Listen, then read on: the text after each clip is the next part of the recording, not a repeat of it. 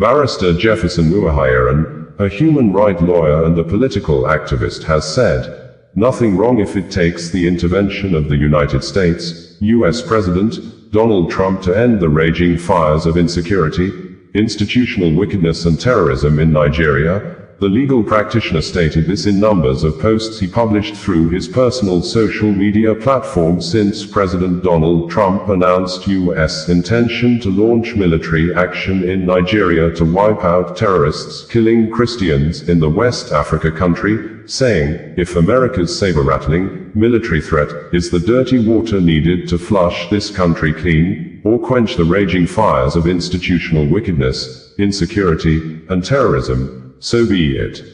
According to Barrister Jefferson Uwoghiren, dirty water day quench fire.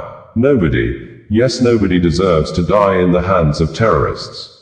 If it takes Trump's intervention to wake up disgraceful governments to act swiftly, vigorously, patriotically, and responsibly, so be it.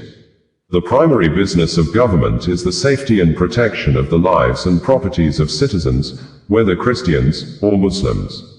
If America's saber-rattling is the dirty water needed to flush this country clean, or quench the raging fires of institutional wickedness, insecurity, and terrorism, so be it. Now government way serious, citizens day loyal for, a country of concern to disgraced country. How did we get here? This is the lowest of lows in Nigeria-America relations. A country we ditched the UK for and adopted its system of government. Practically everything. This is not really about Trump.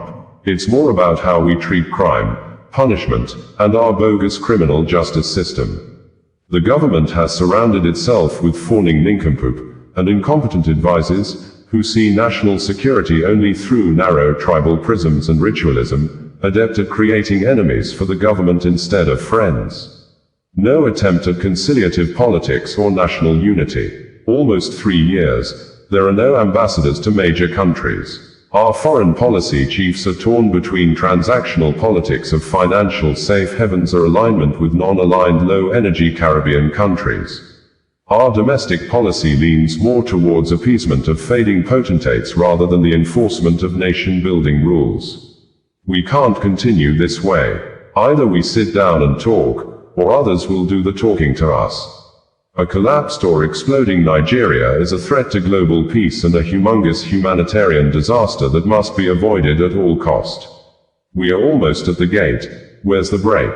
We have reported that Ogun's state-born princess, Olatorira Majekodunmianiru, has reacted over the description of Nigeria as a disgraced country by President Donald Trump of the United States, US, saying, "The greatest contribution the United States and its allies can make at this pivotal moment is to support the genuine democratic emergence of visionary, credible, and people-centered Nigerian leaders, not the preservation of a kleptocratic status quo that has entrenched poverty, division and despair, calling on the international community for the urgent need to uphold democracy and human dignity amid President Trump's plans to begin U.S. military actions in Nigeria to end the killing of Christians in Nigeria."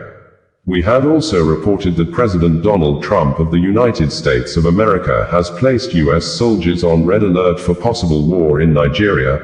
According to President Trump, the U.S. Department of War should prepare U.S. troops for possible military action in Nigeria if the Nigerian government continued to allow the killing of Christians. The U.S. troops may very well go into that now disgraced country, guns a-blazing, to completely wipe out the Islamic terrorists who are committing these horrible atrocities.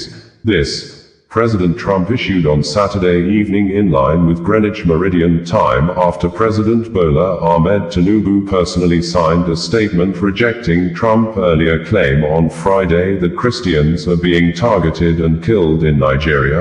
Although President Bola Ahmed Tinubu disagreed with Trump, who had described the high level of insecurity in Nigeria as a religious war by Islamic terrorists against Christians, But some Nigerians quickly took to the comments section of President Bola Ahmed Tinubu's post on X social media platform, and pasted a screenshot of a tweet published by President Bola Ahmed Tinubu on January 29, 2014, wherein President Bola Ahmed Tinubu apparently had long accepted and agreed that the insecurity in Nigeria is possibly a religious war against Christians in the West Africa country.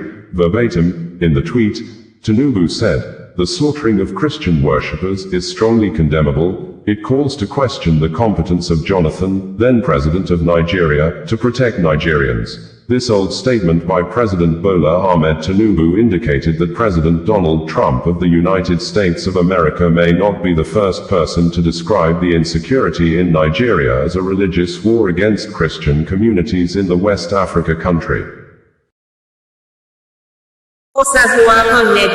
Bringing you the news in a more digital way.